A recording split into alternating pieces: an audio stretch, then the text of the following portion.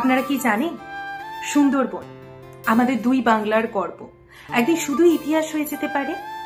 কেন সুন্দরবনের বাঘেদের শিকারের সফলতার হার মাত্র 20%, যেখানে অন্য অঞ্চলের বাঘেদের শিকারের সফলতার হার 35 থেকে 40%? কেন সুন্দরবনের বাঘরা মাঝে মাঝে কাঁকড়া খেতে বাধ্য হয়? কিভাবে সুন্দরবনের মানুষ প্রকৃতি, লবণাক্ততা এবং চক্রবৃদ্ধি ঝড়ের বিরুদ্ধে প্রতিদিন লড়াই করে বেঁচে থাকে? আজ আমরা শুনবো সুন্দরবনের মানুষের সংগ্রাম, বাঘের বেঁচে থাকার লড়াই এবং প্রকৃতির এই অতুলনীয় গর্বের অজানা কাহিনী। আমি সুদেষ্ণা।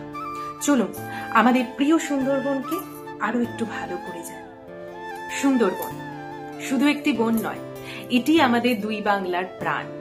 এই বন পৃথিবীর একমাত্র ম্যানগ্রোভ বন যেখানে রয়্যাল বেঙ্গল টাইগার এবং লবণ পানির কুমির বাস করে। সুন্দরবন শব্দটি এসছে সুন্দরী গাছ থেকে, যা এই অঞ্চলের সবচেয়ে পরিচিত ম্যানগ্রোভ প্রজাতি। গঙ্গা, ব্রহ্মপুত্র এবং মেঘনা নদীর মিলনে তৈরি এই ডেল্টা পৃথিবীর সবচেয়ে বড় ডেল্টাগুলির মধ্যে অন্যতম। এটি দুই বাংলার উপকূল রক্ষা করে এবং প্রাকৃতিক বিপর্যয়ের বিরুদ্ধে ঢাল হিসাবে কাজ করে। সুন্দরবন প্রতি বছর 4 কোটি টন কার্বন শোষণ করে, যা জলবায়ু পরিবর্তনের বিরুদ্ধে এক প্রাকৃতিক ঢাল। এটা আমি বলছি না, এটা ইউনেস্কো তথ্য থেকে আমি সূত্র নিয়ে বলছি। এটি দুই দেশের উপকূলকে ঘূর্ণিঝড় এবং বন্যা হতে রক্ষা করে। 1997 সালে ইউনেস্কো সুন্দরবনকে বিশ্ব ঐতিহ্য স্থান হিসাবে ঘোষণা করেছিলেন। বাংলাদেশের সুন্দরবনের বনাঞ্চলের মোট বনাঞ্চলের 60%, যেখানে দেশের 3.5 মিলিয়ন মানুষ এই বনের উপর নির্ভরশীল। সুন্দরবনের মধু সংগ্রহকারকরা, যাদেরকে মৌয়াল বলা হয়, প্রতি বছর প্রায় 2000 টন মধু সংগ্রহ করে। এবার প্রশ্ন হচ্ছে, কিন্তু আমাদের এই গর্ব কি চিরকাল থাকবে? বিজ্ঞানীরা বলছেন, যদি এখনই পদক্ষেপ না নেওয়া হয় তাহলে কিন্তু আগামী 50 বছরের মধ্যে সুন্দরবনের একটা বড় অংশ সমুদ্রের তলায় হারিয়ে যাবে। WWF এবং IUCN এর তথ্যানুসারে কিন্তু সুন্দরবনে 1904 সালের তুলনায় 451 বর্গ কিলোমিটার এলাকা কিন্তু ইতিমধ্যেই হারিয়ে গেছে। সমুদ্রপৃষ্ঠের উচ্চতা প্রতি বছর 3 সেন্টিমিটার করে কিন্তু বাড়ছে, যা বিশ্ব গড়ের দ্বিগুণ। মিষ্টি পানির অভাবে এবং লবণাক্ততার কারণে কিন্তু সুন্দরী গাছ হারিয়ে যাচ্ছে। ঘন ঘন ঝড় এবং সমুদ্রপৃষ্ঠের বৃদ্ধি সুন্দরবনের পরিবেশকে ধ্বংস করছে। চাষ এবং বসতি স্থাপনের জন্য বেআইনিভাবে যে কাঠগুলো কাটা হচ্ছে, তার জন্য কিন্তু বন্য ভূমি হারিয়ে যাচ্ছে। তার ফলে বাঘ এবং মানুষের কিন্তু সংঘর্ষ দেখা দিচ্ছে।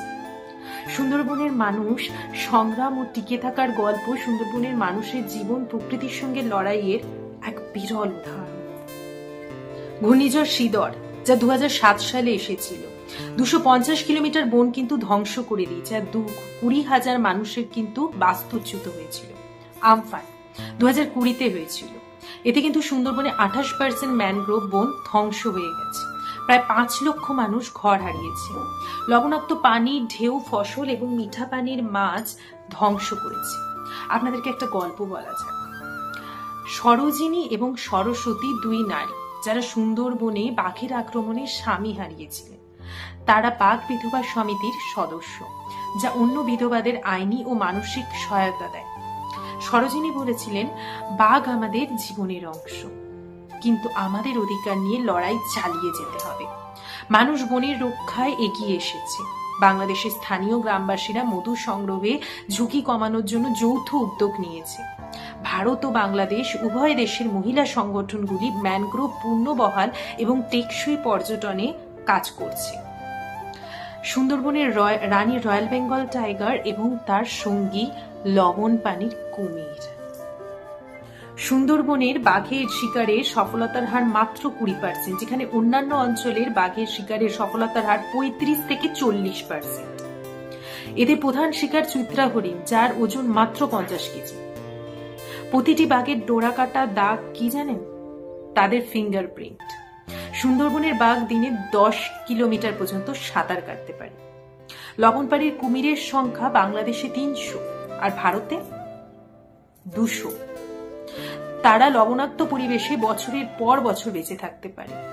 সুন্দরবনকে বাঁচাতে ভারত ও বাংলাদেশ কিন্তু একসাথে অনেক কাজ করে চলেছে। সুন্দরবনকে বাঁচাতে কি কি উদ্যোগ নেওয়া হয়েছে চলুন একটু আলোচনা করা যাক। উভয় দেশে কিন্তু ম্যানগ্রোভ পুনর্বহাল এবং বন সংরক্ষণ যৌথ উদ্যোগ নিয়েছে। বিভিন্ন সাইক্লোন শেল্টার তৈরি করা হয়েছে, প্রাথমিক সতর্কতার ব্যবস্থা করা হয়েছে। সুন্দরবন রিজার্ভ টাইগার প্রকল্প, এটা একটা বাঘ সংরক্ষণ এবং পর্যটন ব্যবস্থা একটা বৃহৎ প্রকল্প, এটা একটা বৃহৎ প্রজেক্ট। উভয় দেশ জলবায়ু পরিবর্তনের প্রভাব মোকাবিলায় জাতিসংঘ এবং বিশ্ব ব্যাংকের কাছ থেকে কিন্তু তহবিল নিচ্ছে। স্থানীয় গ্রামবাসীদের প্রশিক্ষণ এবং সচেতনতা বাড়াবার জন্য কিন্তু প্রচার কর্মসূচি চলছে। সুন্দরবন কিন্তু শুধু একটি বন নয়, এটা দুই বাংলার ঐতিহ্য আর ভবিষ্যতের প্রতীক।